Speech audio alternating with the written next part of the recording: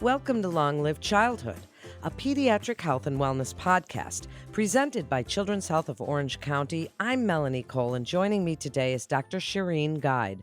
She's a board-certified pediatric dermatologist with Children's Health of Orange County, and she's here today to tell us about moles in children. Dr. Guide, thank you so much for joining us today. Is it normal for kids to have moles? Absolutely. And it's an honor to be here. So, generally, most kids do get moles in the first 2 decades of life. It's completely normal. Depending on your skin color and ethnic group, moles can look different. Some can be lighter, some can be darker. There's different variations of moles, and moles are considered normal and healthy, but there are certain types of skin cancer that actually can come from moles. So that's one of the things that we do want to educate parents and kids about looking for abnormal moles and what to look for. Well, then let's do that. So, first of all, what age are we talking about? Is it sort of any age? Are we excluding our littler kiddos? What age should we worry about moles? And how do we know as parents if a mole needs to be checked? So it is normal for newborns to have moles, and sometimes they actually are born with these moles. These are called congenital moles when they appear within the first year or so of life. And there's specific features that we see under the microscope when we look at these type of moles. Sometimes later on, these type of moles can then elevate, especially during puberty, and may thicken or become a little bit bigger and often will grow a hair, which can be a very healthy sign in a congenital mole. And these are some of the kind of questions that we get from parents all the time. So moles develop really the first 2 decades. And again, there may be different types of moles. Generally, we use the same acronym or mnemonic that we use for adults, and that's called the ABCDEs. And we use that acronym to look for irregularities in moles or abnormalities in moles that can be a sign of an atypical mole or a mole that has features of melanoma, which is that concerning type of skin cancer that can come from mole cells or melanocytes. A stands for asymmetry. So if you cut a mole in half, the idea is that the sides should match. The mole should be symmetric. B is for borders. So moles should really have a very distinct border. A mole with an irregular border or a blurry border might be a sign that it's not completely normal. C is for color. So some moles may be darker, some might be lighter, but we do like the moles to have the same color throughout. And then D is for diameter. So moles that are larger than 5 millimeter are moles that we want to really think about, okay, has this mole been changing?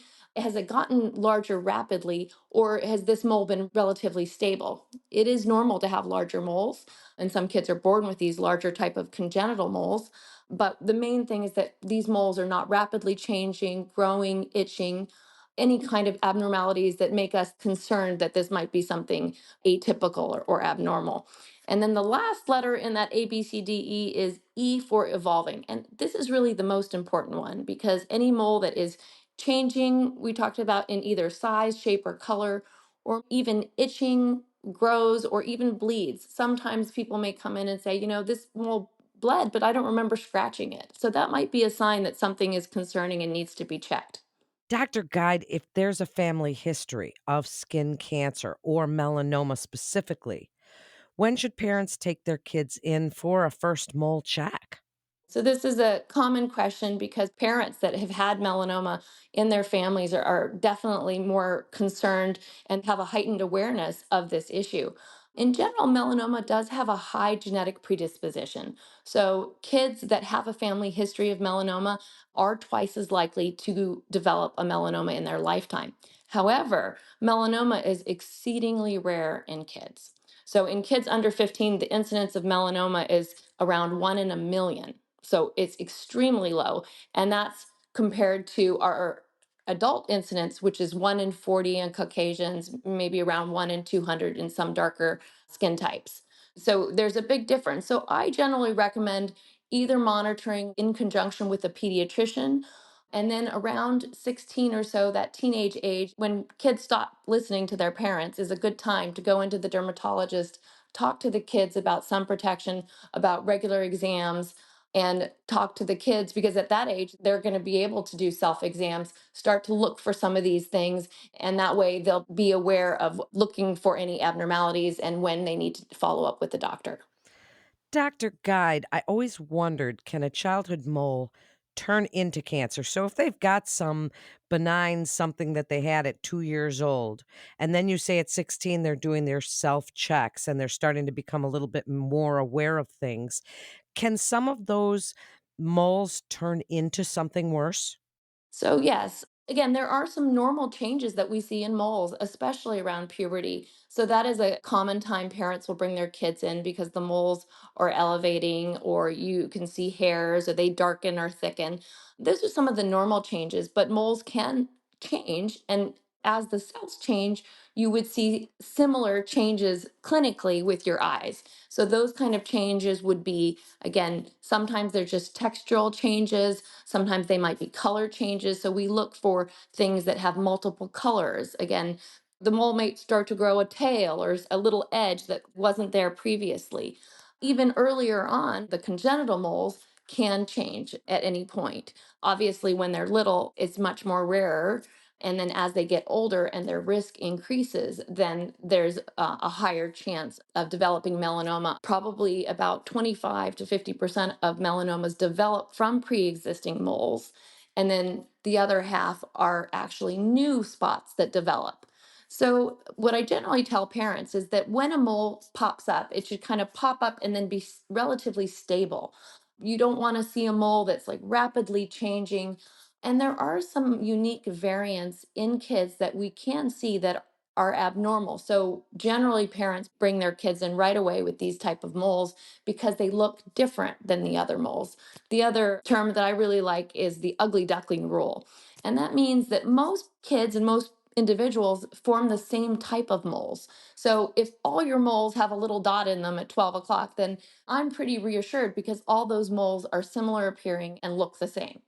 So we look for the ones that are different from the other ones, right? The ugly ducklings. So that's often a really good rule for kids and for parents when monitoring their moles. As we wrap up, and this is really important because so many parents kind of freak out when they start to see various skin tags and moles. Tell us what you would like us to know as a pediatric dermatologist about keeping healthy skin, about those tags, moles, skin cancer, keeping our children protected from all of these things. Well, I do have a lot of parents that ask me, can I prevent my kid from getting moles? And some of these moles are really pre-programmed. Your aunt had a mole on the finger and everyone in the family has a mole in that spot, then chances are we're not going to be able to prevent that mole.